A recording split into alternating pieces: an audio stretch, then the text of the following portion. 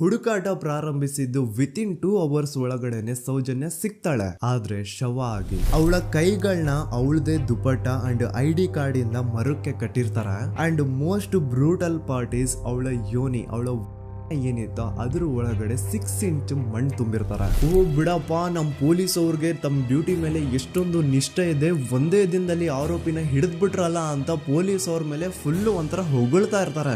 ಆದ್ರೆ ಪಾಪ ಜನರಿಗೆ ಎಲ್ಲಿ ಗೊತ್ತಿತ್ತು ಈ ಕೇಸ್ ನ ರಿಯಲ್ ಆರೋಪಿ ಬೇರೆ ಯಾರೋ ಇದಾರೆ, ಪೊಲೀಸ್ ಅವರೇ ಈ ಕೇಸ್ ನ ಮಿಸ್ಲೀಡ್ ಮಾಡೋದಕ್ಕೆ ಸುಮ್ನೆ ಸಂತೋಷ್ನ ಅರೆಸ್ಟ್ ಮಾಡಿದ್ದಾರೆ ಅಂತ. ಪೊಲೀಸ್ ಅವರು ಈ ಕೇಸ್ ಅಲ್ಲಿ ಕರಪ್ಟ್ ಆಗಿದ್ದಾರೆ, ಪೊಲೀಸ್ ಅವರೇ ಸತ್ಯ ಮುಚ್ಚಿಡ್ಲಿಕ್ಕೆ ಟ್ರೈ ಮಾಡ್ತಿದ್ದಾರೆ. ಹಾಗಾಗಿ ಈ ಕೇಸ್ ನ ಇನ್ಮುಂದೆ ಪೊಲೀಸ್ ಅವರಲ್ಲದೆ CBI ಅವರು ಇನ್ವೆಸ್ಟಿಗೇಷನ್ ಮಾಡಬೇಕು, ಈ ಕೇಸ್ ನ CBI ಒಪ್ಸಿ ಅಂತ ಅಗೇನ್ ಪ್ರೊಟೆಸ್ಟ್ ಗಳು ಸ್ಟಾರ್ಟ್ ಆಗ್ತವೆ. ಸೌಜನ್ಯ ಕೇಸ್ ಒಂದೇ ಅಲ್ಲ, ನಾರಾಯಣ ಹಾಗೂ ಯಮುನಾ ಕೇಸಲ್ಲೂ, ವೇದವಲ್ಲಿ ಕೇಸಲ್ಲೂ, ಆ ಬ್ಯಾಂಕ್ ಮ್ಯಾನೇಜರ್ ನ ಕೇಸಲ್ಲೂ ಹಾಗೂ ಪದ್ಮಲತಾ ಕೇಸಲ್ಲೂ ಸೀದಾ ಡೈರೆಕ್ಟ್ ಡೌಟ್ ಬರೋದೆ ಊರಿನ ಗೌಡ್ರ ಮೇಲೆ. ಸೌಜನ್ಯ ಕೇಸ್ ಬಿಟ್ಟು ಆ ಇನ್ನೊಂದು ಕೇಸ್ ಯಾವುದು, ಅದಕ್ಕೂ ಸಂತೋಷ್ಗೂ ಏನ್ ಸಂಬಂಧ, ಅದ್ರಲ್ಲಿ ಯಾಕೆ ಸಂತೋಷ್ನ ಪೊಲೀಸ್ ಅವರು ಫಿಟ್ ಮಾಡಿದ್ರು ಅಂತ ಪ್ರತಿಯೊಂದು ಹೇಳ್ತೀನಿ. ನಾನು ಈ ಚಾನೆಲ್ನ ಸ್ಟಾರ್ಟ್ ಮಾಡಿದಾಗಿಂದ one of the most requested video ಬಂದು ಸೌಜನ್ಯ ಕೇಸ್ ಬಗ್ಗೆ. ಸರಿ, ನಮ್ ದೂತ ಸಭೆಯ ಪ್ರಜೆಗಳು ಇಷ್ಟೊಂದು ಕೇಳ್ತಿದಾರಲ್ಲ, ಈ ಒಂದು ಕೇಸ್ ಬಗ್ಗೆ ವಿಡಿಯೋ ಮಾಡುವ ಅಂತ ಸೌಜನ್ಯ ಕೇಸ್ ಬಗ್ಗೆ ನಾನು ರಿಸರ್ಚ್ ಸ್ಟಾರ್ಟ್ ಮಾಡಿದೆ. ಅಂಡ್ ಟ್ರಸ್ಟ್ ಮೀ, ಎಷ್ಟೊಂದು ಕಾಂಪ್ಲೆಕ್ಸ್ ಈ ಒಂದು ಕೇಸ್ ಇದೆ ಅಂತಂದ್ರೆ ನನ್ ತಲೆನೇ ಕೆಟ್ಬಿಡ್ತು. ಬಟ್ ಡೋಂಟ್ ವರಿ, ನಿಮ್ಗಂತೂ ಪ್ರತಿ ಒಂದನ್ನ ತುಂಬಾ ಸಿಂಪಲ್ ಆಗಿ ಅರ್ಥ ಮಾಡಿಸ್ತೇನೆ. ಅನ್ಕೊಳ್ಳಿ, ಒಂದು ಊರು, ಆ ಊರಲ್ಲಿ ಒಂದು ಗೌಡ್ರ ಕುಟುಂಬ ಇದೆ. ಅಂಡ್ ಆ ಗೌಡ್ರ ಕುಟುಂಬ ತುಂಬಾನೇ ಪವರ್ಫುಲ್, ಲೈಕ್ ನಾವು ಮೂವೀಸ್ ಅಲ್ಲಿ ನೋಡ್ತೀವಲ್ಲ ಹಂಗೆ. ಸೊ ಗೌಡ್ರು ಊರು ಬಂದು ಧರ್ಮಸ್ಥಳ ಅಂತ, ಆ ಒಂದು ಊರಲ್ಲಿ ಇವ್ರಿಗೆ ಸಖತ್ ಕಂಟ್ರೋಲ್ ಇರುತ್ತೆ. ಈವನ್ ಅದೇ ಒಂದು ರೀಜನ್ ಅಲ್ಲಿ ಇರುವಂತಹ ಒಂದು ತುಂಬಾನೇ ಪಾಪ್ಯುಲರ್ ದೇವಸ್ಥಾನನು ಸಹ ಇವರೇ ಕಂಟ್ರೋಲ್ ಮಾಡ್ತಿರ್ತಾರೆ. ಆ ಒಂದು ದೇವಸ್ಥಾನ ಇಂದ ಈ ಗೌಡ್ರ ಕುಟುಂಬಕ್ಕೆ ಎಷ್ಟೊಂದು ದುಡ್ಡು ಬರ್ತಾ ಇರುತ್ತೆ ಅಂತಂದ್ರೆ, ಅದೇ ದುಡ್ಡಲ್ಲಿ ಇವರು ಬೇಜನ್ ಪ್ರೈವೇಟ್ ಪ್ರೈಮರಿ ಅಂಡ್ ಹೈಸ್ಕೂಲ್ಸ್ ನ ಸ್ಥಾಪನೆ ಮಾಡಿರ್ತಾರೆ, ಬೇಜನ್ ಪ್ರೈವೇಟ್ ಮೆಡಿಕಲ್ ಕಾಲೇಜಸ್ ಇರ್ತವೆ, ಅಂಡ್ ಬೇಜನ್ ಪ್ರೈವೇಟ್ ದೊಡ್ಡ ಹಾಸ್ಪಿಟಲ್ಸ್ ಇರ್ತವೆ. ಒಟ್ಟಲ್ಲಿ ಹೇಳ್ಬೇಕು ಅಂತಂದ್ರೆ ದುಡ್ಡಿನ ಸುರಿಮಳೆ ಇವ್ರಿಗೆ. ನೋಡಿ, ನಮ್ಮ ಭಾರತ ದೇಶದಲ್ಲಿ ಒಂದು ಕಾನೂನು ಇದೆ, ದ ರಿಲಿಜಿಯಸ್ ಎಂಡೋಮೆಂಟ್ ಆಕ್ಟ್ 1863 ಅಂತ.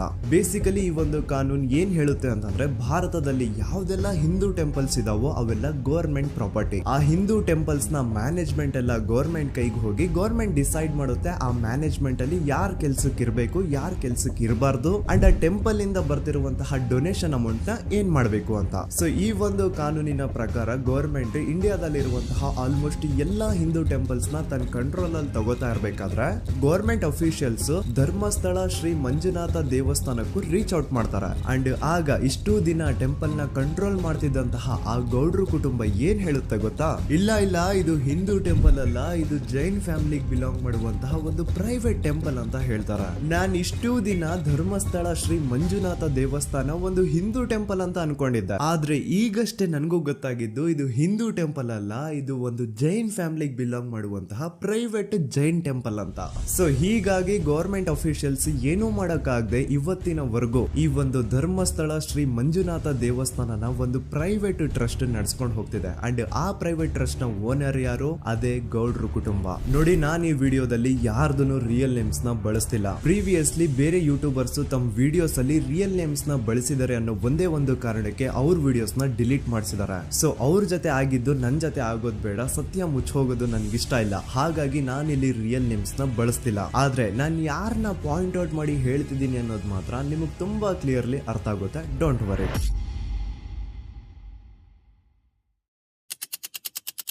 ದಿನಾಂಕ 9/10/2012. A very normal day for everyone except Soujanya. Dharmasthala ಹತ್ರ ಇರುವಂತಹ ಪಂಗಳ್ ಅನ್ನೋ ಒಂದು ಸಣ್ಣ ಹಳ್ಳಿಗೆ ಬಿಲಾಂಗ್ ಮಾಡುವಂತಹ ಸೌಜನ್ಯ ತುಂಬಾನೇ ಒಳ್ಳೆ ಹುಡುಗಿ. SDM ಕಾಲೇಜ್ ಆಫ್ ಉಜ್ರಿಯಲ್ಲಿ 2nd PUC ಓದ್ತಿದ್ದಂತಹ ಇವಳು ತುಂಬಾನೇ ಬ್ರೈಟ್ ಸ್ಟೂಡೆಂಟ್ ಕೂಡ. ಸೊ ಒಂದು ದಿನ ಅಂದ್ರೆ 9 ಅಕ್ಟೋಬರ್ 2012 ಬೆಳಿಗ್ಗೆ 7:30-8 ಗಂಟೆ ಹಾಗೆ ಆಸ್ ಯೂಶುವಲ್ ತನ್ನ ಕಾಲೇಜ್ ಹೋಗೋದಕ್ಕೆ ರೆಡಿ ಆಗ್ತಿರ್ತಾಳೆ. ಅವತ್ತು ಮಂಗಳವಾರದ ದಿನ ಅಂಡ್ ಅವತ್ತು ಲೋಕಲ್ ಫೆಸ್ಟಿವಲ್ ಬೇರೆ ಇರುತ್ತೆ, ಹೊಸ ಅಕ್ಕಿ ಅಂತ. ಈ ಒಂದು ಲೋಕಲ್ ಫೆಸ್ಟಿವಲ್ ದಿನ ಮನೆ ಒಳಗಡೆ ಏನೇ ಅಡುಗೆ ಮಾಡಿದ್ರು ಹೊಸ ಅಕ್ಕಿನೇ ಬಳಸಬೇಕು. ಸೊ ಹೊಸ ಅಕ್ಕಿ ತಂದು ಬ್ರೇಕ್ಫಾಸ್ಟ್ ನ ರೆಡಿ ಮಾಡೋಷ್ಟ್ರಲ್ಲಿ ಸೌಜನ್ಯ ಅವ್ರ ತಾಯಿ ತುಂಬಾ ಲೇಟ್ ಮಾಡ್ತಾರೆ. ಸೊ ಕಾಲೇಜ್ಗೆ ಲೇಟ್ ಆಗ್ತಿದೆ ಅಂತ ಈ ಸೌಜನ್ಯ ಟಿಫಿನ್ ಸಹ ಮಾಡದೆ ಹಾಗೆ ಹೋಗ್ತಾಳೆ. ಅವಳ ತಲೆಯಲ್ಲಿ ಏನಿತ್ತು ಅಂತಂದ್ರೆ, ಹೆಂಗೋ ಇವತ್ತು ಲೋಕಲ್ ಫೆಸ್ಟಿವಲ್ ಬೇರೆ ಇದೆ, ಹಾಗಾಗಿ ಮೇ ಬಿ ಕಾಲೇಜು ಬೇಗ ಬಿಡ್ಬೋದು, ಸೊ ಮಧ್ಯಾಹ್ನ ಡೈರೆಕ್ಟ್ ಮನೆಗೆ ಬಂದು ಊಟ ಬಿಡುವ ಅಂತ ಅವಳು ಅನ್ಕೊಂಡಿರ್ತಾಳೆ. ಆದ್ರೆ ಕಾಲೇಜ್ ಹೋಗಾದ್ಮೇಲೆ ಗೊತ್ತಾಗುತ್ತೆ ಅವತ್ತು ಅವಳಿಗೆ ಸ್ಪೆಷಲ್ ಕ್ಲಾಸಸ್ ಬೇರೆ ಇದೆ ಅಂತ.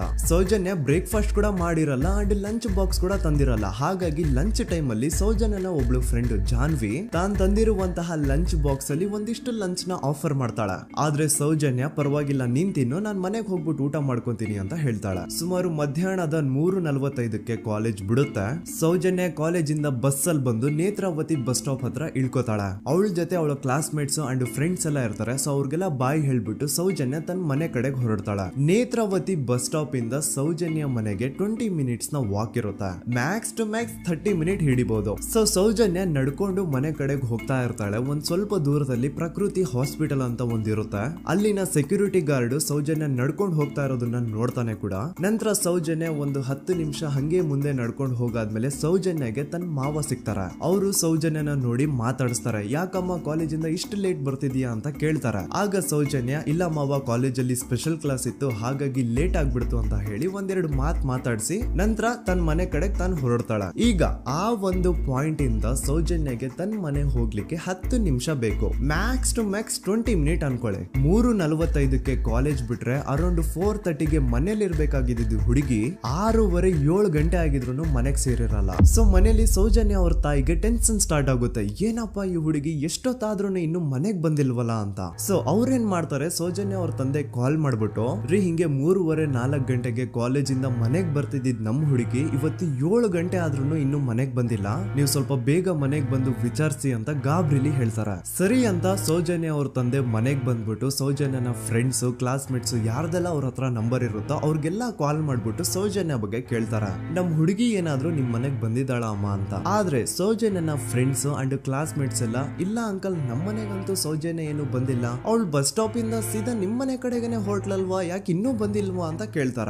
ಆಗ ಸೌಜನ್ಯ ಅವ್ರ ತಂದೆ ಇಲ್ಲಮ್ಮ ಬಂದಿಲ್ಲ ಹಾಗಾಗಿನೇ ಕಾಲ್ ಮಾಡಿರೋದು ಅಂತ ಹೇಳಿ ಕಾಲ್ ಕಟ್ ಮಾಡ್ತಾರ. ದೆನ್ ಸೌಜನ್ಯ ಅವ್ರ ತಂದೆ ಸೌಜನ್ಯ ಅವ್ರ ಮಾವ ಕಾಲ್ ಮಾಡ್ತಾರ. ಅಳಿಯ ಎಲ್ಲಿದ್ಯಾ, ನನ್ ಮಗಳು ಇನ್ನು ಮನೆಗ್ ಬಂದಿಲ್ಲ, ನೀನೇನಾದ್ರೂ ಅವಳನ್ನ ನೋಡ್ದ ಅಂತ ಕೇಳ್ತಾರ. ಆ ಕಡೆಯಿಂದ ಅವರು ಸೌಜನ್ಯನ ಮಾವ ಹೇಳ್ತಾರೆ, ನಾನ್ ನೋಡ್ದೆ 4:15 ಹಾಗೆ ಆ ಹುಡುಗಿ ಕಾಲೇಜಿಂದ ಬರ್ಬೇಕಾದ್ರೆ ನನಗ್ ಕಾಣಿಸಿದ್ಲು, ನಾನ್ ಸ್ವಲ್ಪ ಮಾತಾಡ್ದೆ ಅವಳ ಹತ್ರ, ಅದಾದ್ಮೇಲೆ ಅವಳು ಮನೆ ಕಡೆ ಹೋದ್ಲಲ್ಲ, ಯಾಕೆ ಇನ್ನೂ ಬಂದಿಲ್ವಾ ಅಂತ ಅವರೇ ಉಲ್ಟಾ ಕ್ವಶನ್ ಕೇಳ್ತಾರ. ಈ ಕಡೆ ಸೌಜನ್ಯ ಅವ್ರ ತಂದೆ ಇಲ್ಲ 7 ಗಂಟೆ ಆದ್ರೂ ಮಗು ಇನ್ನು ಮನೆಗ್ ಬಂದಿಲ್ಲ, ನಮ್ಗೆ ಯಾಕೋ ತುಂಬಾ ಗಾಬರಿ ಆಗ್ತಿದೆ, ನೀನೊಂದ್ ಕೆಲ್ಸ ಮಾಡು ನಮ್ಮವ್ರನ್ನೆಲ್ಲ ಸೇರ್ಸು ಎಲ್ರೂ ಸೇರಿ ಹುಡುಕುವ ಅವಳನ್ನ ಅಂತ ಸುಮಾರು ರಾತ್ರಿ 7 ಗಂಟೆಯಿಂದ ಹಿಡಿದು 11 ಗಂಟೆವರೆಗೂ ಸೌಜನ್ಯನ ಮನೆಯವರು ಅಂಡ್ ಊರಿನ ಜನ 200-300 ಜನ ಸೇರ್ಕೊಂಡು ಸೌಜನ್ಯನ ಹುಡುಕ್ತಾರೆ. ಆದ್ರೆ ಸೌಜನ್ಯನ ಒಂದು ಸುಳಿವು ಸಿಗಲ್ಲ. ಸೊ ಕೊನೆಗೆ ಸಹಾಯ ಕೇಳ್ತಾ ರಾತ್ರಿ 11 ಗಂಟೆ ಹಾಗೆ ಸೌಜನ್ಯನ ತಂದೆ ತಾಯಿ ಅಂಡ್ ಊರಿನ ಜನ ಎಲ್ಲ ಬೆಳ್ತಂಗಡಿ ಪೊಲೀಸ್ ಸ್ಟೇಷನ್ ಹತ್ರ ಹೋಗ್ತಾರ. ಅಲ್ಲಿ ಪೊಲೀಸ್ ಅವ್ರ ಹತ್ರ ಕಾಲೇಜ್ ಹೋಗಿದ್ ನಮ್ ಹುಡುಗಿ ಇಷ್ಟೊತ್ತಾದ್ರೂ ಇನ್ನು ಮನೆಗ್ ಬಂದಿಲ್ಲ,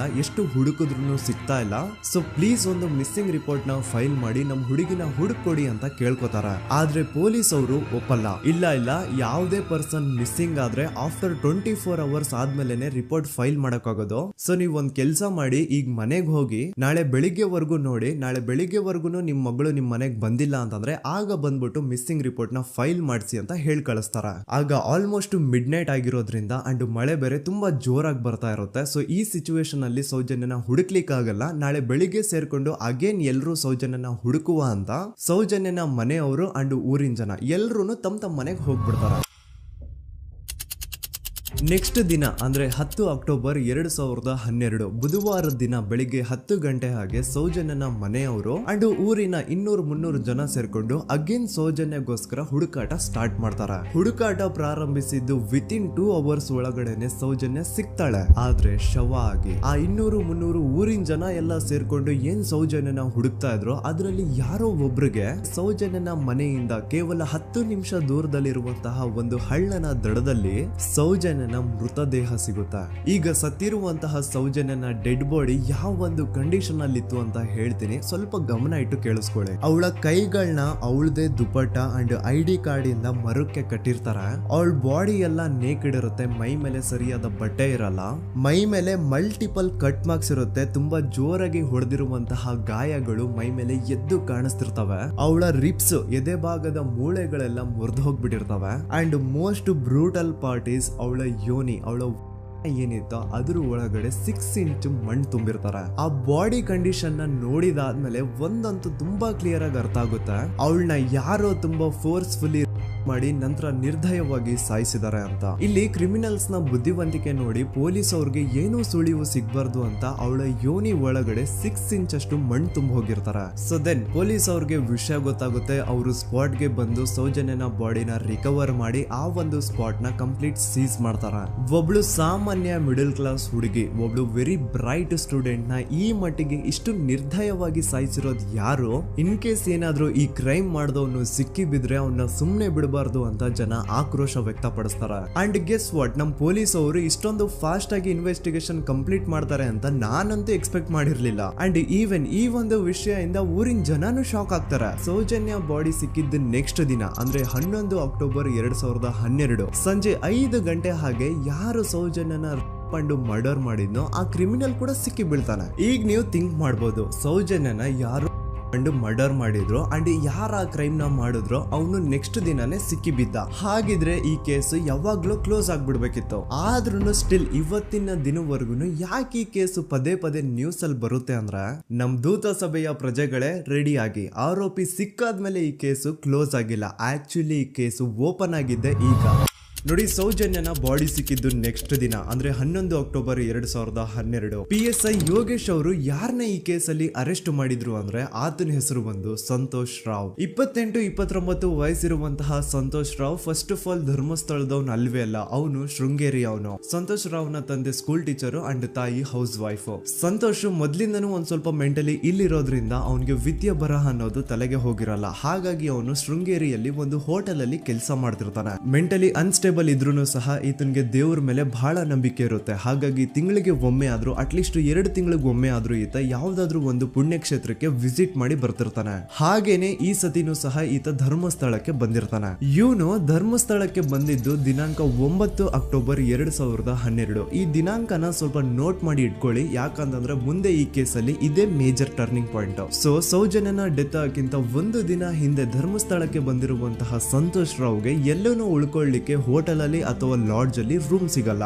ರೀಸನ್ ಇಷ್ಟೇ, ಸಂತೋಷ್ ರಾವ್ ನೋಡ್ಲಿಕ್ಕೆ ಸ್ವಲ್ಪ ಮೆಂಟಲಿ ಅನ್ಸ್ಟೇಬಲ್ ಪರ್ಸನ್ ತರ ಇರ್ತಾನೆ. ಅವನ ಅವತಾರ, ಅವನ ವೇಷಭೂಷಣ ಅಷ್ಟು ಸರಿ ಇರಲ್ಲ. ಹಾಗಾಗಿ ಇವನ್ಗೆ ಯಾವುದೇ ಒಂದು ಹೋಟೆಲ್ ಅಲ್ಲಿ ಅಥವಾ ಲಾಡ್ಜ್ ಅಲ್ಲಿ ಎಲ್ಲಿನೂ ರೂಮ್ ಸಿಗಲ್ಲ. ಸೊ ಉಳ್ಕೊಳ್ಳೋಕೆ ಜಾಗ ಸಿಗದೆ ಇವನೇನ್ ಮಾಡ್ತಾನೆ, ಅಲ್ಲೇ ಹತ್ರದಲ್ಲಿರುವಂತಹ ಬಾಹುಬಲಿ ಬೆಟ್ಟಕ್ಕೆ ಹೋಗಿ ಅಲ್ಲಿರುವಂತಹ ಬಾಹುಬಲಿ ಸ್ಟ್ಯಾಚ್ಯೂ ಹತ್ರನೇ ಆಶ್ರಯ ತಗೊಳ್ತಾನೆ. ಅಂಡ್ 1-2 ದಿನ ಅವನು ಅಲ್ಲೇ ಉಳ್ಕೋತಾನೆ ಕೂಡ. ಡೇ ಟೈಮ್ ಅಲ್ಲಿ ಧರ್ಮಸ್ಥಳಕ್ಕೆ ಬಂದು ಧರ್ಮಸ್ಥಳ ಶ್ರೀ ಮಂಜುನಾಥ ದೇವಸ್ಥಾನದಲ್ಲಿದ್ದು ಅಲ್ಲೇ ಪ್ರಸಾದ ಊಟ ಎಲ್ಲ ಮಾಡಿ ನಂತರ ನೈಟ್ ಆಗ್ತಿದ್ದಂಗೆ ಬಾಹುಬಲಿ ಬೆಟ್ಟಕ್ಕೆ ಹೋಗಿ ಆ ಸ್ಟ್ಯಾಚ್ಯೂ ಹತ್ರನೇ ಮಲ್ಕೊಳ್ತಿರ್ತಾನೆ. ಸೊ ಒಂದು ದಿನ ಅಂದ್ರೆ 11 ಅಕ್ಟೋಬರ್ 2012 ಸಂಜೆ 5 ಗಂಟೆ ಹಾಗೆ ಈ ಸಂತೋಷ್ ರಾವ್ ತನ್ನ ಪಾಡಿಗೆ ತಾನು ಆ ಬೆಟ್ಟದ ಮೇಲೆ ಕೂತ್ಕೊಂಡು ಸೀನರೀಸ್ ನ ಎಂಜಾಯ್ ಮಾಡ್ತಾ ಇರಬೇಕಾದ್ರೆ ಯಾರೋ ಅದೇ ಊರಿನ 5 ಜನ ಕಿಡಿಗೇಡಿಗಳು ಬಂದು ಇವನ್ ಹತ್ರ ಜಗಳ ತೆಗಿತಾರ. ಈ 5 ಜನ ಯಾರು ಅಂತ ನಂತರ ಹೇಳ್ತೇನೆ. ಸೊ ಈ 5 ಜನ ಕಿಡಿಗೇಡಿಗಳು ಸಂತೋಷ್ ರಾವ್ ಹತ್ರ ಜಗಳ ತೆಗೆದು ಅವನ್ನ ಅವಾಚ್ಯ ಶಬ್ದಗಳಿಂದ ಬೈದು ಅವನ್ನ ಹೊಡೆದು, ಅಷ್ಟೇ ಸಾಲದೆ ಆ 5 ಜನ ಸಂತೋಷ್ ರಾವ್ನ ಪೊಲೀಸ್ ಸ್ಟೇಷನ್ಗೆ ಎಳ್ಕೊಂಡ್ ಬಂದು ಇವನು ನಾವು ಬಾಹುಬಲಿ ಬೆಟ್ಟಕ್ಕೆ ಅಂತ ಹೋಗಿದ್ರೆ ಅಲ್ಲಿ ನಮ್ಮ ಮೇಲೆ ಅಟ್ಯಾಕ್ ಮಾಡ್ದ, ಇವ್ನು ನೋಡ್ಲಿಕ್ಕೂ ಸಹ ಒಳ್ಳೆ ಸೈಕೋ ಕಿಲ್ಲರ್ ಇದ್ದಂಗಿದಾನೆ, ನಮ್ಗೆ ಯಾಕೋ ನಿನ್ನೆ ನಮ್ಮ ಊರಲ್ಲಿ ನಡೆದಿರುವಂತಹ ಘಟನೆ ಆ ಸೌಜನ್ಯನ ಮರ್ಡರ್ ಇವನೇ ಮಾಡಿದಾನೆ ಅಂತ ಡೌಟ್ ಬರ್ತಿದೆ ಅಂತ ಆ 5 ಜನ ಕಿಡಿಗೇಡಿಗಳು ಸಂತೋಷ್ ರಾವ್ನ ಪೊಲೀಸ್ ಅವ್ರ ಹತ್ರ ಹಾಕೊಡ್ತಾರ. ಅಂಡ್ ಪೊಲೀಸ್ ಅವ್ರು ಕೂಡ ಎಂತವ್ರು ನೋಡಿ, ಯಾರೋ 5 ಜನ ಕಿಡಿಗೇಡಿಗಳು ಬಂದು ಇವನೇ ಕೊಲೆ ಮಾಡಿದಾನೆ ಅಂತ ಹೇಳಿದ ತಕ್ಷಣ ಹಿಂದೆ ಮುಂದೆ ಕ್ರಾಸ್ ಚೆಕ್ ಮಾಡದೆ ಸಂತೋಷ್ ರಾವ್ನ ಅರೆಸ್ಟ್ ಮಾಡಿ ಸೌಜನ್ಯ ಕೇಸ್ ನ ಆರೋಪಿ ಸಿಕ್ಕಿದಾನೆ ಅಂತ ಎಲ್ಲಾ ಕಡೆ ಘೋಷಣೆ ಮಾಡ್ಬಿಡ್ತಾರ.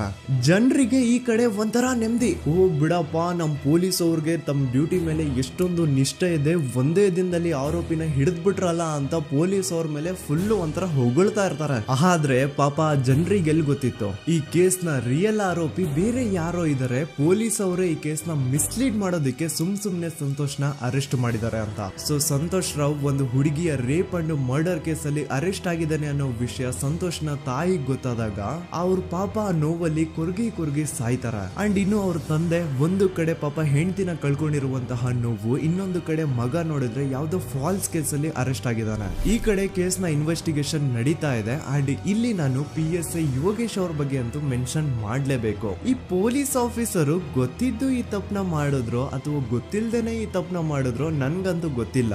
ಸೊ ಇವ್ರು ಏನ್ ಮಾಡ್ತಾರೆ ಅಂತಂದ್ರೆ, ಸೌಜನ್ಯನ ಬಾಡಿನ ಪೋಸ್ಟ್ ಮಾರ್ಟಮ್ ಗೆ ಕಳಿಸಿದಾಗ ಡಾಕ್ಟರ್ಸ್ ಹಂಗೋ ಹಿಂಗೋ ಮಾಡಿ ಇಂದ ಕೆಲವೊಂದು ಸ್ಪರ್ಮ್ ನ ಸ್ಯಾಂಪಲ್ಸ್ ಕಲೆಕ್ಟ್ ಮಾಡ್ತಾರ. ಅದನ್ನ ಅವರು PSI ಯೋಗೇಶ್ಗೆ ಕೊಟ್ಟು ಇದನ್ನ ವಿತಿನ್ 72 ಅವರ್ಸ್ ಒಳಗಡೆ ಇನ್ನೊಂದು ಲ್ಯಾಬ್ ಗೆ ಸಬ್ಮಿಟ್ ಮಾಡಿ ಅಂತ ತುಂಬಾ ಕ್ಲಿಯರ್ ಆಗಿ ಹೇಳ್ತಾರ. ಆದ್ರೆ PSI ಯೋಗೇಶ್ ಆ ಸ್ಪರ್ಮ್ ಸ್ಯಾಂಪಲ್ಸ್ ನ ವಿತಿನ್ 72 ಅವರ್ಸ್ ಒಳಗಡೆ ಲ್ಯಾಬ್ ಕಳ್ಸೋದಿರ್ಲಿ, ಅದನ್ನ 12 ದಿನ ಆದ್ಮೇಲೆ ಲ್ಯಾಬ್ ಕಳಿಸ್ತಾರ. ಅಷ್ಟೊತ್ತಿಗೆ ಆಲ್ರೆಡಿ ಆ ಸ್ಪರ್ಮ್ ಸ್ಯಾಂಪಲ್ಸ್ ಗೆಲ್ಲ ಫಂಗಸ್ ಹಿಡಿದು ಅದು ಅನ್ಫಿಟ್ ಫಾರ್ ಟೆಸ್ಟಿಂಗ್ ಅಂತ ಬರುತ್ತಾ. ಈಗ ನೀವೇ ಹೇಳಿ, ಎಂತ ಡಂಬೆಸ್ಟ್ ಪರ್ಸನ್ ಪೊಲೀಸ್ ಆಫೀಸರ್ ಆಗಿದ್ರು ಅವನ ಹತ್ರ ಒಂದು ಮರ್ಡರ್ ಕೇಸ್ ಬಂದಾಗ ಅವನ ಹತ್ರ ಇರೋ ಮೇನ್ ಸಾಕ್ಷಿನೇ, ಮೇನ್ ಎವಿಡೆನ್ಸ್ ಆ ಹುಡುಗಿಯ ಇಂದ ಕಲೆಕ್ಟ್ ಆಗುವಂತಹ ಸ್ಪರ್ಮ್ ಸ್ಯಾಂಪಲ್ಸ್. ಸೊ ಅದನ್ನ ಮೊದಲು ಲ್ಯಾಬ್ ಕಳಿಸಿ ಅದನ್ನ ಐಡೆಂಟಿಫೈ ಮಾಡೋದು ಪೊಲೀಸ್ ಅವರ ಫಸ್ಟ್ ಡ್ಯೂಟಿ.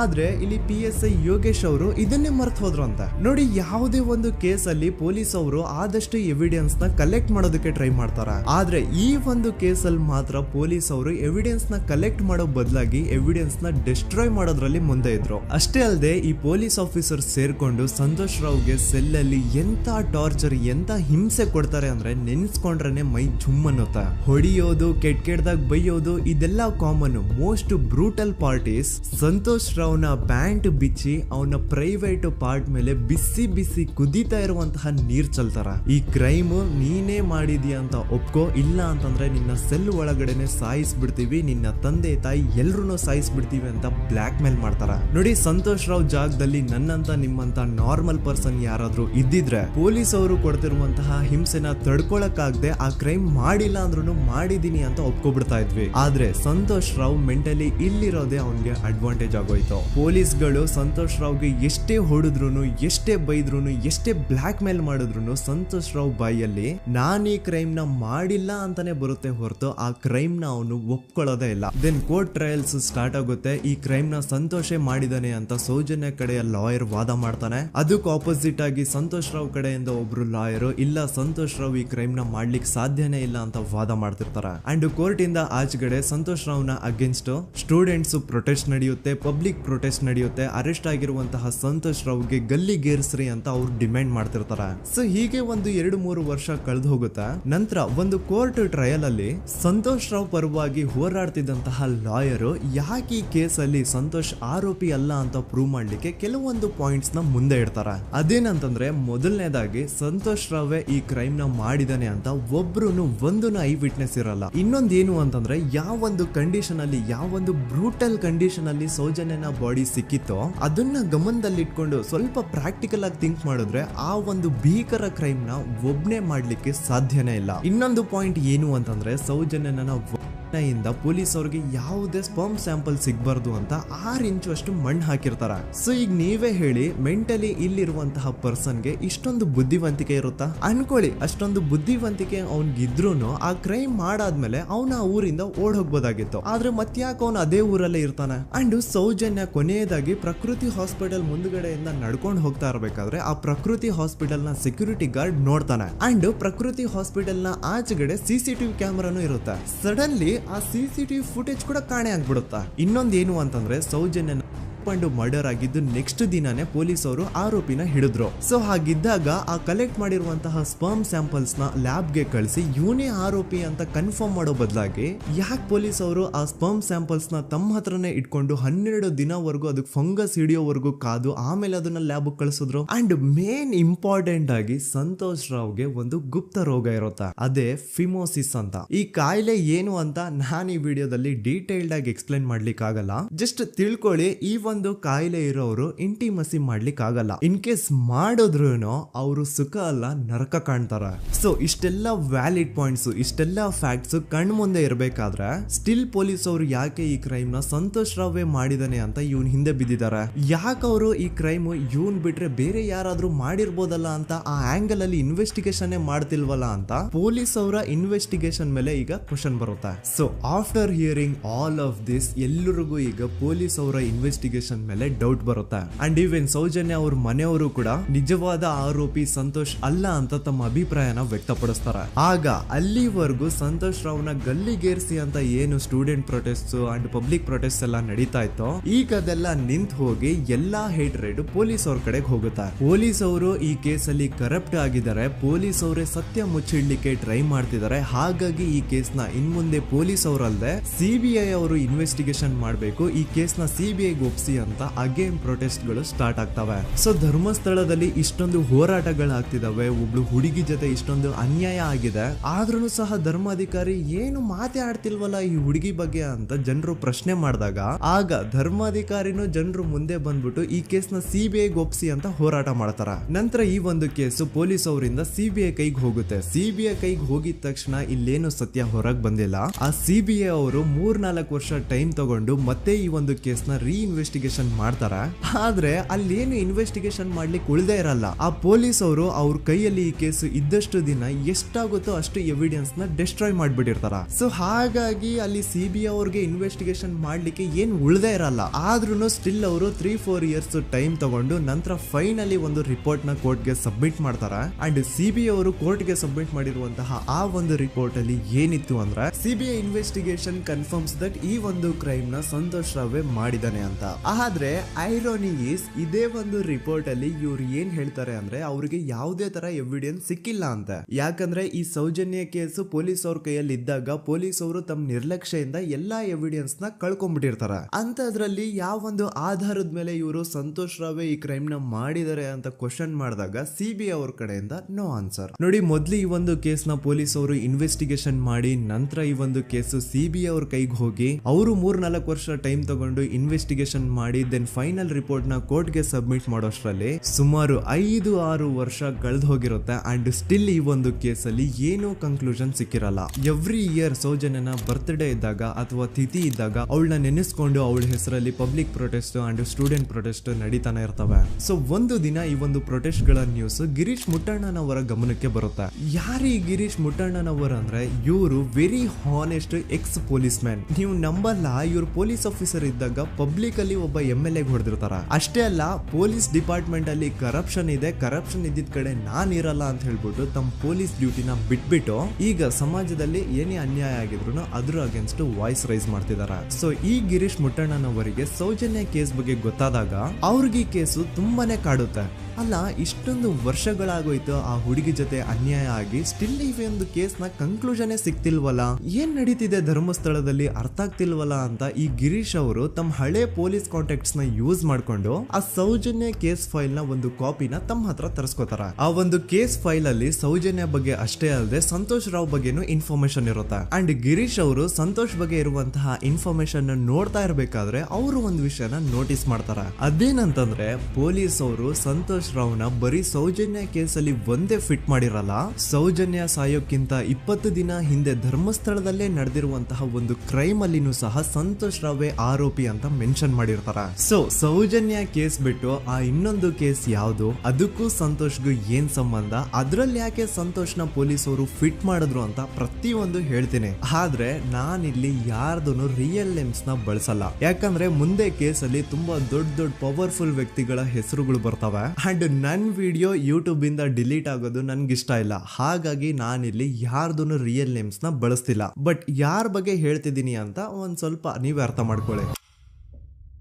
ನೋಡಿ, ಧರ್ಮಸ್ಥಳದಲ್ಲಿ ಮಾಫಿಯಾ ಕೈಂಡ್ ಆಫ್ ನಡೆಸ್ತಿರುವಂತಹ ಒಂದು ವೆರಿ ಪವರ್ಫುಲ್ ಗೌಡ್ರು ಕುಟುಂಬ ಇದೆ. ಇವ್ರ ಹತ್ರ ಬೇಜನ್ ಆಸ್ತಿ, ಬೇಜನ್ ದುಡ್ಡು, ಬೇಜನ್ ಪವರ್, ಬೇಜನ್ ಇನ್ಫ್ಲೂಯೆನ್ಸ್ ಎಲ್ಲಾನು ಇದೆ. ಆ ಊರಲ್ಲಿ ಈ ಗೌಡ್ರು ಕುಟುಂಬದ್ದು ಎಷ್ಟೊಂದು ಕಂಟ್ರೋಲ್ ಇದೆ ಅಂತಂದ್ರೆ ಅವ್ರನ್ನ ಎದುರು ಹಾಕೊಳ್ಳೋರೆ ಯಾರು ಇಲ್ಲ. ಅಂಡ್ ಈ ಒಂದು ಗೌಡ್ರು ಕುಟುಂಬ ಒಂದು ಪ್ರೈವೇಟ್ ಟ್ರಸ್ಟ್ ಹೆಸರಲ್ಲಿ ಒಂದು ವೆರಿ ಪಾಪ್ಯುಲರ್ ದೇವಸ್ಥಾನನ ಸುಮಾರು ವರ್ಷಗಳಿಂದ ತಲೆ ಮಾರುಗಳಿಂದನೂ ನಡ್ಸ್ಕೊಂಡ್ ಬಂದಿರ್ತಾರ. ಅದೇ ಒಂದು ದೇವಸ್ಥಾನದಲ್ಲಿ 60 ವರ್ಷ ವಯಸ್ಸಾಗಿರುವಂತಹ ನಾರಾಯಣ ಅನ್ನೋ ಒಬ್ಬ ವ್ಯಕ್ತಿ ಮಾವುತನಾಗಿ ಕೆಲಸ ಮಾಡ್ತಿರ್ತಾನೆ. ನಾರಾಯಣ ಅವ್ರ ತಂದೆನೂ ಅದೇ ದೇವಸ್ಥಾನದಲ್ಲಿ ಮಾವುತಾಗಿ ಕೆಲಸ ಮಾಡ್ತಾ ಇದ್ರು, ಅವ್ರ ತಂದೆನೂ ಅದೇ ದೇವಸ್ಥಾನದಲ್ಲಿ ಮಾವುತಾಗಿ ಕೆಲಸ ಮಾಡ್ತಾ ಇದ್ರು. ಸೊ ಹೀಗೆ ತಲೆ ಮಾರುಗಳಿಂದ ಮಾವುತ ಆಗಿನೇ ನಾರಾಯಣನ ಕುಟುಂಬ ಆ ಒಂದು ದೇವಸ್ಥಾನದಲ್ಲಿ ಕೆಲಸ ಮಾಡ್ತಾ ಇರುತ್ತೆ. ಸೊ ಒಮ್ಮೆ ತುಂಬಾ ವರ್ಷಗಳ ಹಿಂದೆ ನಾರಾಯಣ ಅವ್ರ ತಂದೆ ಆ ದೇವಸ್ಥಾನದಲ್ಲಿ ಮಾವುತಾಗಿ ಕೆಲಸ ಮಾಡ್ತಾ ಇರ್ಬೇಕಾದ್ರೆ ಆಗಿನ ದೇವಸ್ಥಾನದ ಧರ್ಮಾಧಿಕಾರಿ ಆ ಮಾವುತನ ಕೆಲ್ಸದ ಮೇಲೆ ಇರುವಂತಹ ನಿಷ್ಠೆ, ಅವನ ನಿಯತ್ತು ಅಂಡ್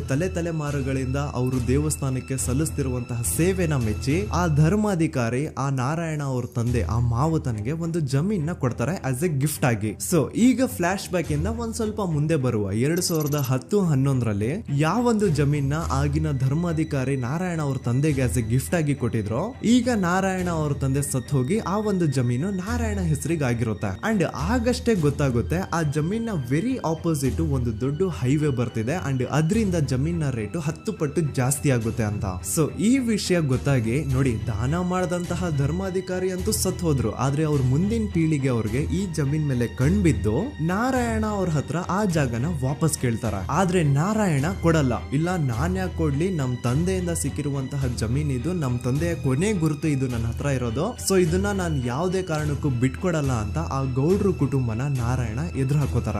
ಆಗ ಗೌಡ್ರು ಕುಟುಂಬದವ್ರಿಗೆ ಕೋಪ ಬಂದು ಅವ್ರೇನ್ ಮಾಡ್ತಾರೆ ಅಂದ್ರೆ ನಾರಾಯಣ ಮನೆಗೆ ನೀರಿನ ಸಪ್ಲೈ ಇರುತ್ತಲ್ವಾ ಅದನ್ನ ಬಂದ್ ಮಾಡ್ತಾರ, ಎಲೆಕ್ಟ್ರಿಸಿಟಿ ಸಪ್ಲೈನು ಕಟ್ ಆಫ್ ಮಾಡ್ತಾರ, ಊರಲ್ಲಿರುವಂತಹ ಎಲ್ಲಾ ಚರಂಡಿಗಳನ್ನ ಕ್ಲೀನ್ ಮಾಡಿ ಆ ಕಸ ಏನಿರುತ್ತೋ ಅದನ್ನ ತಂದು ನಾರಾಯಣ ಮನೆ ಮುಂದೆ ಹಾಕ್ತಾರ. ಇಷ್ಟೇ ಅಲ್ಲ, ನಾರಾಯಣ ಅವ್ರ ಹೆಂಡತಿ ಮಕ್ಕಳು ಎಲ್ಲಾದ್ರೂ ಆಚೆ ಹೋಗ್ತಾ ಬರ್ತಾ ಇದ್ರೆ ಅವ್ರನ್ನ ಕೆಟ್ಟದಾಗ ಬೈಯೋದು, ಹೊಡ್ಕೊಳ್ಳೋದು, ಬಡ್ಕೊಳ್ಳೋದೆಲ್ಲ ಮಾಡ್ತಿರ್ತಾರ. ಇಷ್ಟೆಲ್ಲ ಆಗ್ತಾ ಇದ್ರು ಸ್ಟಿಲ್ ನಾರಾಯಣ ಮಾತ್ರ ಆ ಜಾಗನ ಬಿಟ್ಕೊಡಲ್ಲ. ಆ ಜಾಗದಗೋಸ್ಕರ ನೀನ್ ಬೇಕಿದ್ರೆ ಇದನ್ನೆಲ್ಲ ಸಹಿಸ್ಕೊಂಡಿರಪ್ಪ, ನಮ್ ಕೈಲಂತೂ ಆಗಲ್ಲ ಅಂತ ನಾರಾಯಣನ ಹೆಂಡತಿ ಮಕ್ಕಳು ಅವನ್ನ ಬಿಟ್ಟು ಬೇರೆ ಊರಿಗೆ ಹೋಗ್ಬಿಡ್ತಾರ. ಈಗ ಮನೆಯಲ್ಲಿ ನಾರಾಯಣ ಅಂಡ್ 45 ವರ್ಷ ವಯಸ್ಸಿರುವಂತಹ ನಾರಾಯಣ ಅವ್ರ ತಂಗಿ ಯಮುನಾ ಅವ್ರು ಮಾತ್ರ ಇಬ್ರೇ ಇರ್ತಾ ಇದ್ರು. ಸೊ ಒಂದೊಳ್ಳೆ ಅವಕಾಶ ನೋಡ್ಕೊಂಡು 21 ಸೆಪ್ಟೆಂಬರ್ 2012 ಮನೆಯಲ್ಲಿ ನಾರಾಯಣ ಹಾಗೂ ಯಮುನಾ ಇರ್ಬೇಕಾದ್ರೆ ಯಾರೋ ಮನೆ ಒಳಗಡೆ ನುಗ್ಗಿ ನಾರಾಯಣನ್ಗೆ ಹೊಡೆದು ಯಮುನಾಗೂ ಸಹ ಹೊಡೆದು ನಂತರ ಅವಳು ಮಾಡಿ ದೆನ್ ನಾರಾಯಣ ಹಾಗೂ ಯಮುನನ ತಲೆನ ಒಂದು ರುಬ್ಬಗುಂಡಿಂದ ಚಚ್ಚಿ ಸಾಯಿಸ್ಬಿಡ್ತಾರ. ಈ ಕೊಲೆ ಆಗಿದ್ದು ಕಳ್ಳತನಗೋಸ್ಕರ ಅಂತ ಪೊಲೀಸ್ ಅವರು ತಮ್ಮ ರಿಪೋರ್ಟ್ ಅಲ್ಲಿ ಬರೀತಾರ. ಆದ್ರೆ ಪಾಯಿಂಟ್ ಏನ್ ಗೊತ್ತಾ, ಆ ಮನೇಲಿ ಒಂದ್ ಸ್ವಲ್ಪನೂ ಹಣ ಆಗ್ಲಿ ಅಥವಾ ಬಂಗಾರ ಆಗ್ಲಿ ಕಳ್ಳತನ ಆಗಿರಲ್ಲ. ಕಳ್ಳತನ ಆಗಿರೋದು ಕೇವಲ ಆ ಮೇನ್ ರೋಡ್ ಅಲ್ಲಿ ಇದ್ದಂತಹ ಪ್ರಾಪರ್ಟಿ ಪೇಪರ್ಸ್. ಎಂತ ಕೋಇನ್ಸಿಡೆನ್ಸ್ ನೋಡಿ, ಯಾವ ಒಂದು ಜಮೀನಿನ ಪತ್ರ ನಾರಾಯಣ ಮನೆಯಿಂದ ಕಳ್ಳತನ ಆಗಿದ್ವೋ ಅದೇ ಒಂದು ಜಮೀನಲ್ಲಿ 10 ವರ್ಷ ಆದ ನಂತರ ಒಂದು ದೊಡ್ಡ ಹೋಟೆಲ್ ಸ್ಥಾಪನೆ ಆಗುತ್ತೆ ಅಂಡ್ ಆ ಹೋಟೆಲ್ ನ ಇನಾಗ್ರೇಷನ್ ಗೆ ಚಿಕ್ಕ ಗೌಡ್ರು ಬರ್ತಾರ. ಸೊ ಈಗೇನು ನಾರಾಯಣ ಹಾಗೂ ಯಮುನನ ಕೊಲೆ ಆಗಿದ್ಯೋ ಇದಾಗಿದ್ದು 20 ದಿನ ಆದ್ಮೇಲೆ ಸೌಜನ್ಯ ಜೊತೆ ಅಂತ ನಿರ್ದಯ ಘಟನೆ ಆಗಿದ್ದು. ಸೊ ಪೊಲೀಸ್ ಅವರು ಸೌಜನ್ಯ ಕೇಸಲ್ಲಿ ಸಂತೋಷ್ ರಾವ್ನ ಫಿಟ್ ಮಾಡೋದಲ್ದೆ ಈ ಒಂದು ನಾರಾಯಣ ಹಾಗೂ ಯಮುನಾ ಕೇಸಲ್ಲೂ ಸಹ ಸಂತೋಷ್ ರಾವ್ನೆ ಫಿಟ್ ಮಾಡಿರ್ತಾರ. ಇಲ್ಲಿ ಡೇಟ್ಸ್ ನ ಸ್ವಲ್ಪ ನೆನ್ಪಿಟ್ಕೊಳ್ಳಿ. ನಾರಾಯಣ ಹಾಗೂ ಯಮುನನ ಕೊಲೆ ಆಗಿದ್ದು 21 ಸೆಪ್ಟೆಂಬರ್ 2012 ಅಂಡ್ ಸಂತೋಷ್ ರಾವ್ ಧರ್ಮಸ್ಥಳ ಬಂದಿದ್ದು 9 ಅಕ್ಟೋಬರ್ 2012, 20 ದಿನ ಆದ್ಮೇಲೆ. ಸೊ ನಾರಾಯಣ ಹಾಗೂ ಯಮುನನ ಕೊಲೆ ಆದಾಗ ಊರಲ್ಲೇ ಇಲ್ದೆ ಎಲ್ಲೋ ಶೃಂಗೇರಿಯಲ್ಲಿ ಯಾವುದೋ ಒಂದು ಹೋಟೆಲ್ ಅಲ್ಲಿ ಕೆಲಸ ಮಾಡ್ತಿದ್ದಂತಹ ಸಂತೋಷ್ ರಾವ್ ಹೇಗೆ ಈ ಒಂದು ಕೇಸಲ್ಲಿ ಆರೋಪಿ ಆಗ್ತಾನೆ? ಸೊ ಇದೇ ಒಂದು ಪಾಯಿಂಟ್ ನ ನೋಟಿಸ್ ಮಾಡಿ ಗಿರೀಶ್ ಮುಟ್ಟಣ್ಣನವರು ಧರ್ಮಸ್ಥಳಕ್ಕೆ ಬಂದು ಸಂತೋಷ್ ನ ಲಾಯರ್ ಜೊತೆ ಡಿಸ್ಕಸ್ ಮಾಡ್ತಾರ. ದೆನ್ ಫೈನಲಿ ಏನೋ ತಪ್ಪು ಮಾಡದೆ ಸುಳ್ಳು ಆರೋಪಗಳಿಂದ ಕರಪ್ಟ್ ಪೊಲೀಸ್ ಆಫೀಸರ್ಸ್ ನ ಮಿಸ್ಲೀಡಿಂಗ್ ಇನ್ವೆಸ್ಟಿಗೇಷನ್ ಇಂದ ಸಂತೋಷ್ ರಾವ್ ತನ್ನ ಜೀವನದ 8-10 ವರ್ಷನ ಜೈಲಲ್ಲಿ ಕಳೆದು ಫೈನಲಿ ರಿಲೀಸ್ ಆಗ್ತಾನೆ. ಒಂಥರ ಈ ಕೇಸಿಂದ ಸಂತೋಷ್ ರಾವ್ನ ಇಡೀ ಲೈಫೇ ಸ್ಪಾಯ್ಲ್ ಆಗೋಯ್ತು. ಈಗ ಸಂತೋಷ್ ರಾವ್ ರಿಯಲ್ ಆರೋಪಿ ಅಲ್ಲ ಅಂತ ಕೋರ್ಟ್ ಅಲ್ಲಿ ಪ್ರೂವ್ ಆಯ್ತು. ಹಾಗಿದ್ರೆ ರಿಯಲ್ ಆರೋಪಿ ಯಾರು? ಪೊಲೀಸ್ ಅವರು ಯಾಕೆ ಕೇಸಲ್ಲಿ ಇಷ್ಟೊಂದು ಅನ್ಫೇರ್ ಇನ್ವೆಸ್ಟಿಗೇಷನ್ ಮಾಡಿದ್ರು? ಯಾರ ರಿಯಲ್ ಹೆಸರನ್ನ ಮುಚ್ಚಿಡ್ಲಿಕ್ಕೆ ಪೊಲೀಸ್ ಆಫೀಸರ್ಸ್ ಈ ಒಂದು ಕೇಸಲ್ಲಿ ಸಂತೋಷ್ ರಾವ್ನ ಸಿಗ್ಹಾಕ್ಸಿದ್ರು? ಇದೆಲ್ಲ ಥಿಂಕ್ ಮಾಡ್ತಾ ಹೋದ್ರೆ ನೋಡಿ ಆ ಊರಲ್ಲಿ ಆ ಪೊಲೀಸ್ ಆಫೀಸರ್ಸ್ಗೆ ಲಂಚ ಕೊಡೋಷ್ಟು, ಒಂದು ಪೊಲೀಸ್ ಇನ್ವೆಸ್ಟಿಗೇಷನ್ ನ ಸ್ಟಾಪ್ ಮಾಡೋಷ್ಟು ಅಥವಾ ಇನ್ವೆಸ್ಟಿಗೇಷನ್ ನ ಮಿಸ್ಲೀಡ್ ಮಾಡೋಷ್ಟು ಇನ್ಫ್ಲುಯೆನ್ಸ್ ಆಗ್ಲಿ, ಪವರ್ ಆಗ್ಲಿ ಅಥವಾ ಮನಿ ಆಗ್ಲಿ ಊರಿನ ಗೌಡ್ರು ಹತ್ರ ಮಾತ್ರ ಇದ್ದಿದ್ದು. ಸೊ ಈಗ ಸಂಶಯದ ಮುಳ್ಳು ಗೌಡ್ರು ಕಡೆ ತಿರುಗುತ್ತಾ. ನೋಡಿ ಪೊಲೀಸ್ ಅವರು ಸುಮ್ನೆ ಸಂತೋಷ್ ರಾವ್ನ ನಾರಾಯಣ ಹಾಗೂ ಯಮುನಾ ಕೇಸಲ್ಲಿ ಫಿಟ್ ಮಾಡಿದ್ರು. ಈಗ ಆ ಒಂದು ಕೊಲೆ ಪ್ರಕರಣಕ್ಕೂ ಸಂತೋಷ್ ರಾವ್ಗೂ ಏನು ಸಂಬಂಧನ ಇರ್ಲಿಲ್ಲ. ಹಂಗೆ ಥಿಂಕ್ ಮಾಡಿ ನಾರಾಯಣ ಸತ್ರೆ ಅಥವಾ ಅವನ ತಂಗಿ ಯಮುನಾ ಸತ್ರೆ ಯಾರಿಗ ಅಡ್ವಾಂಟೇಜ್ ಆಗುತ್ತೆ? ಊರಿನ ಗೌಡ್ರಿಗೆ, ಯಾಕಂದ್ರೆ ಅವ್ರಿಗ ಜಮೀನ್ ಸಿಗುತ್ತಾ. ಸೊ ಈಗ ನಾರಾಯಣ ಹಾಗೂ ಯಮುನಾ ಕೇಸಲ್ಲಿ ಸಂತೋಷ್ ರಾವ್ ಆರೋಪಿ ಅಲ್ಲ ಅಂತ ಪ್ರೂವ್ ಆದ್ಮೇಲೆ ಹಾಗಿದ್ರೆ ಆ ಕೊಲೆ ಮಾಡ್ದವ್ರು ಯಾರು ಅಂತ ಹಾಗೆ ಥಿಂಕ್ ಮಾಡಿದ್ರೆ ಗಿರೀಶ್ ಮುಟ್ಟಣ್ಣನವರಿಗೆ ಆ ಊರಿನ ಗೌಡ್ರ ಮೇಲೆ ಡೌಟ್ ಬರುತ್ತೆ. ಅದೇ ಒಂದು ಡೌಟ್ ಅಲ್ಲಿ ಗಿರೀಶ್ ಮುಟ್ಟಣ್ಣನವರು ಮಹೇಶ್ ತಿಮ್ರೊಡ್ಡಿ ಅಂತ ಇನ್ನೊಬ್ರ ಜೊತೆ ಸೇರ್ಕೊಂಡು ಈ ಹಿಂದೆ ಆ ಒಂದು ಊರಲ್ಲಿ ಆ ಧರ್ಮಸ್ಥಳದಲ್ಲಿ ಈ ಊರಿನ ಗೌಡ್ರು ಯಾವ್ದಾವ್ದೆಲ್ಲ ಕ್ರೈಮ್ಗಳು ಮಾಡಿದಾರೆ ಅಂತ ಊರಿನ ಜನರಿಂದ ತಿಳ್ಕೊತಾರ. ನಂತರ ಆ ಊರಿನ ಜನ ಯಾವ್ದಾವ್ದೆಲ್ಲ ಮ್ಯಾಟರ್ಸ್ ಹೇಳಿದ್ರು ಆ ಕೇಸ್ ಫೈಲ್ಸ್ ನೆಲ್ಲ ತಿರುಗಿಸಿ ಮುರುಗಿಸಿ ನೋಡಿದಾಗ ನೀವು ನಂಬಲ್ಲ, ಸೌಜನ್ಯ ಕೇಸ್ ಏನೇನು ಅಲ್ಲ, ಅದಕ್ಕಿಂತ ಭೀಕರ ಕೊಲೆಗಳು ಧರ್ಮಸ್ಥಳದಲ್ಲಿ ಆಗಿವೆ. ಅಂಡ್ ಎಲ್ಲಾ ಕೊಲೆಗಳ ಹಿಂದೆ ಗೌಡ್ರು ಕುಟುಂಬದ ಕೈ ಇದೆ ಅಂತ ಎದ್ದು ಕಾಣಿಸುತ್ತೆ. 1977 ವೇದಾವಲ್ಲಿ ಕೇಸ್. ಧರ್ಮಸ್ಥಳ ಹತ್ತಿರ SDM ಪ್ರೈಮರಿ ಅಂಡ್ ಹೈಸ್ಕೂಲ್ ಅಂತ ಒಂದು ಸ್ಕೂಲ್ ಇರುತ್ತೆ. ಅಂಡ್ ಈ ಒಂದು ಪ್ರೈವೇಟ್ ಸ್ಕೂಲ್ ಬೇರೆ ಯಾರ್ದು ಅಲ್ಲ, ಆ ಗೌಡ್ರ ಕುಟುಂಬದ. ಈ ಸ್ಕೂಲ್ ಅಲ್ಲಿ 1977 ಅಲ್ಲಿ ವೇದಾವಲ್ಲಿ ಅಂತ ಒಬ್ರು ಟೀಚರ್ ವರ್ಕ್ ಮಾಡ್ತಿರ್ತಾರ. ವೇದಾವಲ್ಲಿ ಆ ಟೀಚರ್ ಜಾಬ್ಗೆ ತುಂಬಾನೇ ಓವರ್ ಕ್ವಾಲಿಫೈಡ್. ಅವರ ಕ್ವಾಲಿಫಿಕೇಶನ್ಸ್ ನ ಗಮನದಲ್ಲಿ ಇಟ್ಕೊಂಡ್ರೆ ಅವ್ರಿಗೆ HM ಅಥವಾ ಪ್ರಿನ್ಸಿಪಲ್ ನ ಪೋಸ್ಟ್ ಸಿಗ್ಬೇಕು. ಆದ್ರೂ ಸಹ ವೇದಾವಲ್ಲಿ ಆಸ್ ಎ ಟೀಚರ್ ಆಗಿನೇ ಕೆಲಸ ಮಾಡ್ಕೊಂಡು ಹೋಗ್ತಿರ್ತಾರ. ಒಮ್ಮೆ ಏನಾಗುತ್ತೆ, ಸ್ಕೂಲ್ ಅಲ್ಲಿ ಪ್ರಿನ್ಸಿಪಲ್ ನ ಪೋಸ್ಟ್ ಖಾಲಿ ಆಗುತ್ತೆ. ಅಂಡ್ ಆ ಒಂದು ಪೋಸ್ಟ್ ಗೆ ಎಲ್ರು ಏನ್ ಅನ್ಕೊಳ್ತಾರೆ, ವೇದಾವಲ್ಲಿನೇ ಸೆಲೆಕ್ಟ್ ಮಾಡೋದು ಅಂತ. ಆದ್ರೆ ವೇದಾವಲ್ಲಿಯ ಕ್ಯಾಸ್ಟ್ ಬೇರೆ ಇದೆ ಅನ್ನೋ ಒಂದೇ ಒಂದು ಕಾರಣಕ್ಕೆ ಆ ಪ್ರಿನ್ಸಿಪಲ್ ನ ಪೋಸ್ಟ್ ವೇದಾವಲ್ಲಿಗೆ ಸಿಗದೆ ಬೇರೆ ಯಾರನ್ನೋ ತಂದು ಕೂರಿಸ್ಬಿಟ್ಟಿರ್ತಾರ. ಇದರಿಂದ ಟೀಚರ್ ವೇದಾವಲ್ಲಿಗೆ ತುಂಬಾ ಕೋಪ ಬಂದು ಅವ್ರ ಸ್ಕೂಲ್ ಮುಂದೆ ಪ್ರೊಟೆಸ್ಟ್ ಮಾಡೋದ್ ಸ್ಟಾರ್ಟ್ ಮಾಡ್ತಾರ. ಅಂಡ್ ಈ ವಿಷಯ ಸ್ಕೂಲ್ ನ ಓನರ್ಸ್ ಗೆ ಇಷ್ಟ ಆಗಲ್ಲ. ಸೊ ಅವರು ಆ ಕೋಪನ ಹಾಗೆ ಮನ್ಸಲ್ಲಿ ಇಟ್ಕೊಂಡಿರ್ತಾರ. ಒಮ್ಮೆ ಏನಾಗುತ್ತೆ, ಸ್ಕೂಲ್ ರಜೆ ಇರುತ್ತೆ, ವೇದಾವಲ್ಲಿ ಮನೇಲಿ ಇರ್ತಾರ.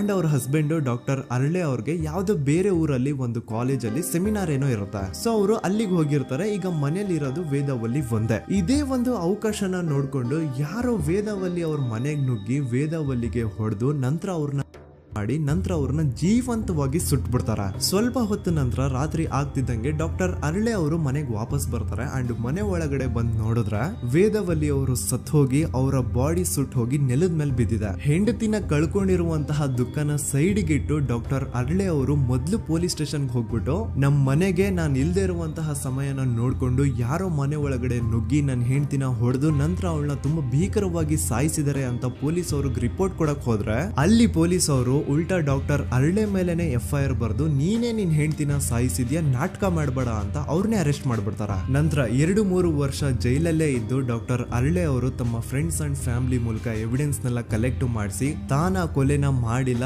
ತಾನ್ ತನ್ನ ಹೆಂಡತಿನ ಸಾಯಿಸಿಲ್ಲ ಅಂತ ಕೋರ್ಟ್ ಅಲ್ಲಿ ಪ್ರೂವ್ ಮಾಡ್ಕೊಂಡು ಜೈಲಿಂದ ರಿಲೀಸ್ ಆಗ್ತಾರ. ಸೊ ಈಗ ಡಾಕ್ಟರ್ ಅರಳೆ ಅವರು ಈ ಒಂದು ಕ್ರೈಮ್ ನ ಮಾಡಿಲ್ಲ ಅಂತಂದ್ರೆ ವೇದಾವಲ್ಲಿನ ಅಷ್ಟು ಭೀಕರವಾಗಿ ಸಾಯಿಸಿದವ್ರು ಯಾರು, ಈ ವಿಷಯ ಇವತ್ತಿನವರೆಗೂ ಗೊತ್ತಾಗಿಲ್ಲ.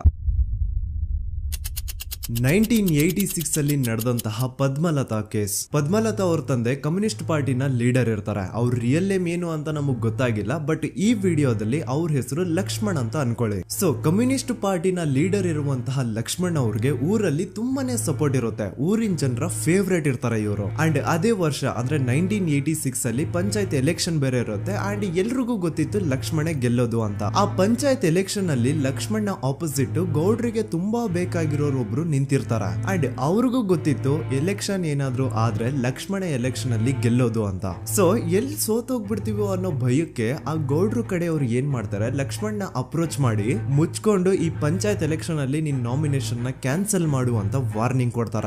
ಆದ್ರೆ ಲಕ್ಷ್ಮಣ್ ಅವರು ಅಂಜದೆ ನೀವ್ ಏನ್ ಮಾಡ್ತಿರೋ ಮಾಡ್ಕೊಳ್ರಿ, ಆದ್ರೆ ನಾನ್ ಮಾತ್ರ ನಾಮಿನೇಷನ್ ನ ಕ್ಯಾನ್ಸಲ್ ಮಾಡಲ್ಲ ಅಂತ ಆ ಗೌಡ್ರು ಕುಟುಂಬನ ಎದುರು ಹಾಕೋತಾರ. ದೆನ್ ಎಂತ ಕೋಇನ್ಸಿಡೆನ್ಸ್ ನೋಡಿ, ನೆಕ್ಸ್ಟ್ ಡೇನೆ ಲಕ್ಷ್ಮಣ್ ಅವ್ರ ಮಗಳು ಪದ್ಮಲತಾ ಕಿಡ್ನಾಪ್ ಆಗ್ತಾಳ. ಸುಮಾರು 56 ದಿನ ಅವಳನ್ನ ಯಾರೋ ಕಿಡ್ನಾಪ್ ಮಾಡ್ತಾರೆ. ಅಂಡ್ ಆ 56 ದಿನ ಡೈಲಿ ಅವಳನ್ನ ಶೋಷಣೆ ಕೂಡ ಮಾಡ್ತಾರೆ. ನಂತರ 56 ದಿನ ಆದ್ಮೇಲೆ ಪದ್ಮಲತನ ಬಾಡಿ ನೇತ್ರಾವತಿ ನದಿಲಿ ತೇಲ್ತಾ ಸಿಗುತ್ತಾ. ಆಸ್ ಎಕ್ಸ್ಪೆಕ್ಟೆಡ್ ಈ ಕೇಸಲ್ಲೂ ಪೊಲೀಸ್ ಅವ್ರ ಕಡೆಯಿಂದ ಪ್ರಾಪರ್ ಇನ್ವೆಸ್ಟಿಗೇಷನ್ ಆಗಲ್ಲ. ಅಂಡ್ ಯಾರ್ ಪದ್ಮಲತನ ಕಿಡ್ನಾಪ್ ಮಾಡಿದ್ರು, ಯಾರು ಅವಳನ್ನ 15 ದಿನವರೆಗೂ ಶೋಷಣೆ ಮಾಡಿ ನಂತರ ಅವಳನ್ನ ಅಷ್ಟು ಭೀಕರವಾಗಿ ಸಾಯಿಸಿದ್ರು ಅಂತ ಇವತ್ತಿನ ದಿನದವರೆಗೂ ಗೊತ್ತಾಗಿಲ್ಲ. ಮತ್ತೆ ನಮಗೆ ಗೊತ್ತಾದದು 22ಕ್ಕೆ ಸ್ಕೂಲ್ ಡೇ 56 ದಿನ ಕಳೆದು ಹೊಳೆಯಲ್ಲಿ ಹೆಣ ಉಂಡು ಎಂದು ಕೇಳಿ ಪೊಲೀಸಿನರು ಬರುವಾಗ ಬಂದು ಹೇಳುವಾಗ ನಮಗೆ ಗೊತ್ತಾದ. ಅವರು ನನ್ನನ್ನು ಕರ್ಕೊಂಡು ಹೋಗಿ ಅಲ್ಲಿ ಹೋಗಿದೆ. ಇನ್ನೊಂದು ಲಾಸ್ಟ್ ಕೇಸ್ ಇದೆ, ಇದು ಅರ್ಲಿ 2000 ಅಲ್ಲಿ ನಡೆದಿರೋದು. ಇವ್ರದ್ದು ಅಷ್ಟಾಗಿ ಡೀಟೇಲ್ಸ್ ನಾನು ಹೇಳಲ್ಲ, ಜಸ್ಟ್ ಮೇಲ್ ಹೇಳ್ತೀನಿ. 2000 ಇಸ್ವಿಯಲ್ಲಿ ಧರ್ಮಸ್ಥಳದಲ್ಲಿ 2 ಫಿನಾನ್ಸ್ ಬ್ಯಾಂಕ್ ಇರ್ತಾವೆ. ಒಂದು ಅಗೇನ್ ರಿಯಲ್ ನೇಮ್ ತಗೊಳ್ಳೋದು ಬೇಡ, ಲೈಕ್ ಜಸ್ಟ್ ಸಹಕಾರ ಗ್ರಾಮೀಣ ಬ್ಯಾಂಕ್ ಅನ್ಕೊಳ್ಳಿ. ಅಂಡ್ ಇನ್ನೊಂದು ಬಂದ್ಬಿಟ್ಟು SDM ಫೈನಾನ್ಸ್ ಪ್ರೈವೇಟ್ ಲಿಮಿಟೆಡ್. ಈ SDM ಫೈನಾನ್ಸ್ ಪ್ರೈವೇಟ್ ಲಿಮಿಟೆಡ್ ಬಂದು ಗೌಡ್ರು ಕುಟುಂಬ ಅವ್ರಿಗೆ ಸೇರಿದ್ದು. ಆ ಕಡೆ ಇವ್ರ ಆಪೋಸಿಟ್ ಏನದು ಗ್ರಾಮೀಣ ಬ್ಯಾಂಕ್ ಇತ್ತು, ಅದರಲ್ಲಿ ಒಬ್ಬ ಮ್ಯಾನೇಜರು ಬಡವ್ರಿಗೆ ಸಹಾಯ ಆಗ್ಲಿ ರೈತರಿಗೆ ಸಹಾಯ ಆಗ್ಲಿ ಅಂತ ತುಂಬಾ ಕಡಿಮೆ ಬಡ್ಡಿಗೆ ಲೋನ್ ಕೊಡ್ತಿರ್ತಾನೆ. ಇದರಿಂದಾಗಿ ಧರ್ಮಸ್ಥಳದಲ್ಲಿ ಆಲ್ಮೋಸ್ಟ್ ಎಲ್ಲಾ ಕಸ್ಟಮರ್ಸ್ ಆ ಗ್ರಾಮೀಣ ಬ್ಯಾಂಕ್ ಕಡೆಗೆ ಹೋಗ್ತಿರ್ತಾರ.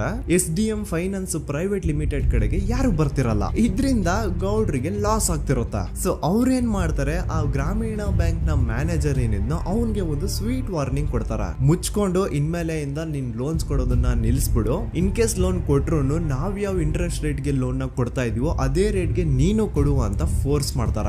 ಆದ್ರೆ ಆ ಗ್ರಾಮೀಣ ಬ್ಯಾಂಕ್ ನ ಮ್ಯಾನೇಜರ್ ಇದ್ಯಾವುದನ್ನು ಕಿವಿಗೆ ಹಾಕೊಳ್ಳಾರ್ದೆ ಅವನ್ ಕೆಲಸ ಅವ್ನ್ ಮಾಡ್ಕೊಂಡು ಹೋಗ್ತಾನ.